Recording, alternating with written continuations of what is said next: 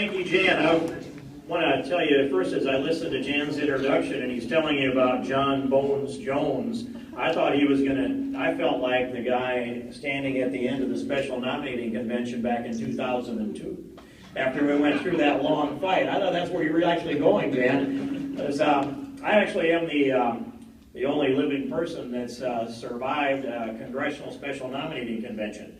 And we did that in Denison in June of 2002. And when that was over, after 3 nominating speeches, 3 ballots and all, and it came down to a very close conclusion, Brent Segrist was the second to the last man standing, and they counted the votes, and it came down to about 10 or 12 votes. And we were standing at the podium together watching the verdict come down on the spreadsheet projected on the wall. And he leaned over and he said, "I made you sweat." And I was thinking of the 15th round in the first movie Rocky, and I said, "No rematch." Well, it may come to that this year. It may come to that in this U.S. Senate race, and it may come to that in the 3rd congressional race. The scene is set for that in this state of Iowa. And but before I go there, I want to let you know about Jan Michelson, is that there have been at least twice that I can think of that he wasn't actually doing the job on the clock that he was designed to do. And it came this way. When I first had the privilege to sit down in Jan's studio, I went there with this image of Jan with all of these research books out there and everything all prepared and tabbed and cross-tabbed and choreographed, because it sounded so well organized coming out over the radio that nobody could be sitting there without having all that material in front of him. When I sat down in the studio, I learned pretty quickly that Jan was sitting there with a doodle pad. All the rest of that stuff was up in his head. And yes, now he gives you video or gives you audio, and then you're giving the video in a place like that. But there is a lot of knowledge in this man, and we have twice gotten to the point where we were so busy during the commercial break that we forgot to come back on the air. And so when WHO goes dark with 50,000 watts, you know, you're missing out on a good conversation at that time. But we'll try to stay on task in the future. And so I consider Jan to be an Iowa treasure. Right. Yeah.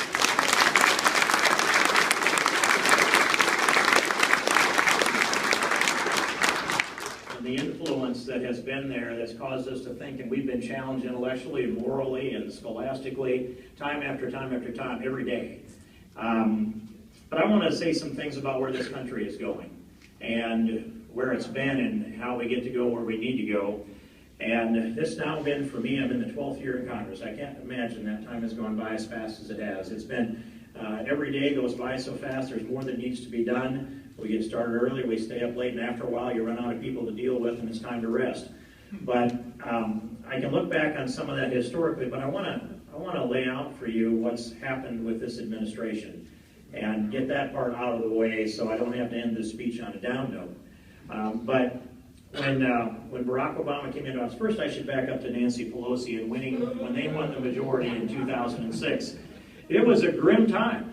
I mean, I remember I had a congressional delegation trip set up to go to Iraq and Afghanistan after the election that was over Thanksgiving, and lots of people thought it was a good idea to go honor our troops in a place like that at a time like that.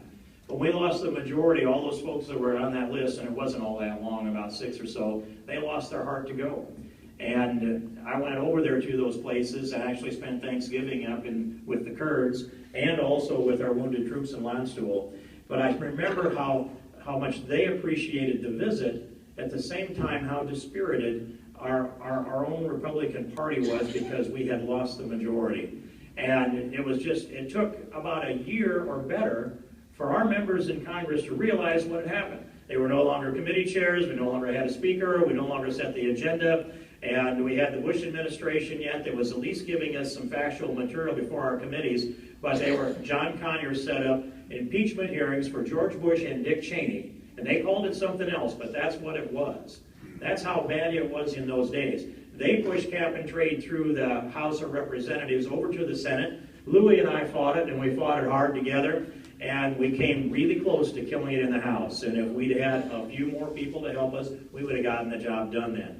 And then they pushed through, they pushed through the DREAM Act. There were a number of other things that were crammed through and sent over to the Senate. Thankfully, the Senate was in condition at that time to block some of that crazy legislation that was coming out of the House.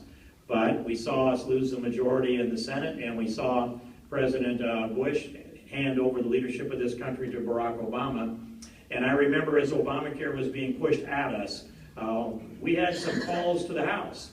And the calls to the House went out through the message, and it was Louis Gohmert, Steve King, Michelle Bachmann, and 2 or 3 others. We were sitting around in a circle, sometimes in my office, sometimes other places, on our Blackberries, on our cell phones, calling Americans, come to this city.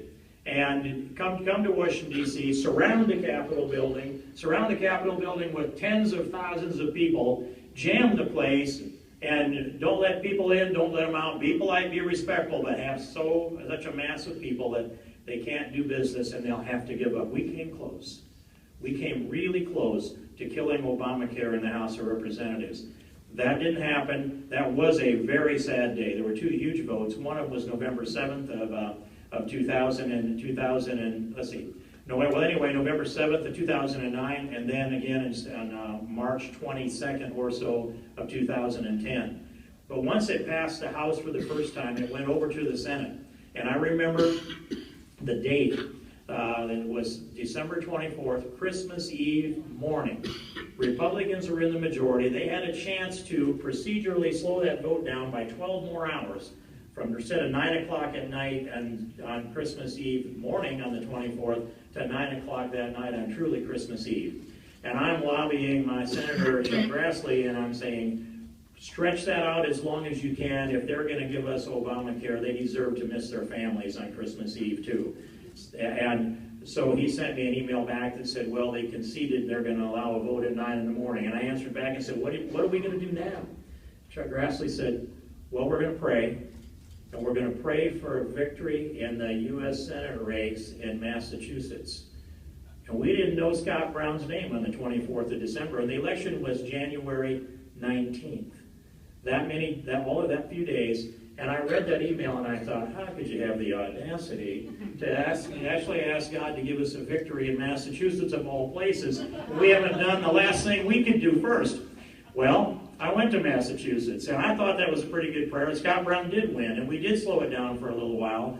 But by hook and crook and legislative shenanigan, they jammed us with the unconstitutional takings of God-given American liberty and assigned you to buy a product that is either produced or approved by the federal government. And if you don't, they're going to send the IRS there, the weaponized IRS, that now targets the president's political enemies, to punish you for not buying a product that they tell you have to buy. That has never happened in the history of this country. It should never happen in the history of the country. I applaud Dr. Dobson for the statement that he made yesterday, and we need to stand with him and stand together.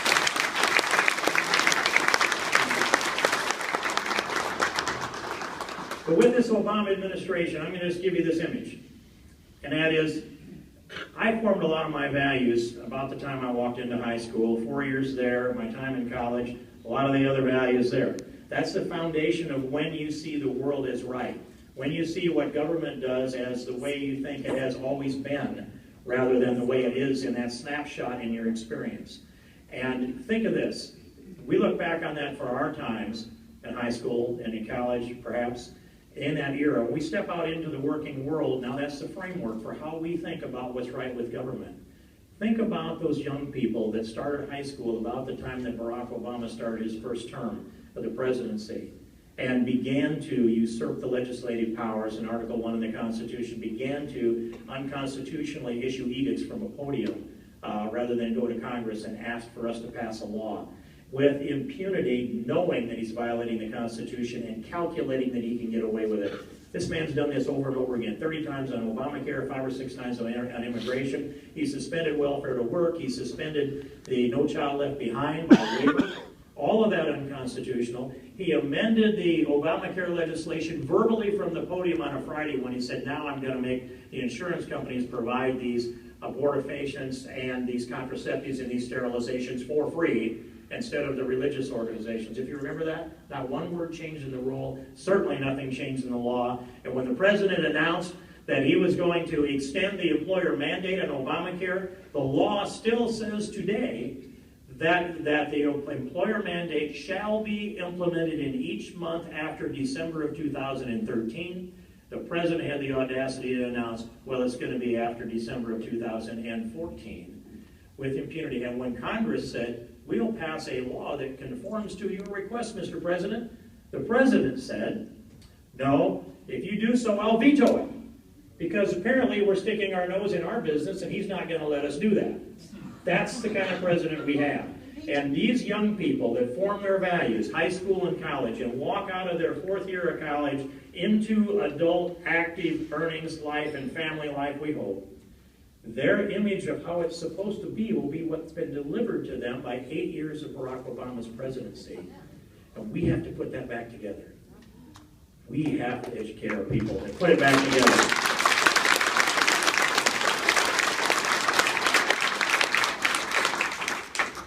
Sam is the full-spectrum constitutional conservative. I've listened to him on the radio many times. I've done radio with Sam a good number of times. And when people ask questions about what I think about this race, I say, we don't ever have to take Sam to school. He doesn't just teach the class, he runs the school. He is a full-spectrum constitutional conservative. He is a true believer. And so you look at often candidates and you think, well, they've got a pretty good foundation there. Now if we can just get them fully educated on these issues and how they affect us and get them well-grounded in this Constitution and rooted in free enterprise and teach them a little more about American history and understand the pillars of American exceptionalism, if we can just get the rest of those things into their mind, they've got a pretty good core. We don't have to ask that with Sam. That's all in there. So not only is it all in there, it's in there and it comes out for all of us to draw from.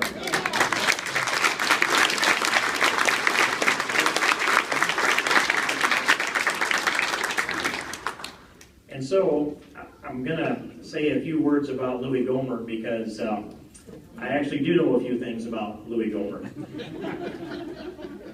And the first thing you need to know is I have no better friend in the United States Congress than Louis Gohmert.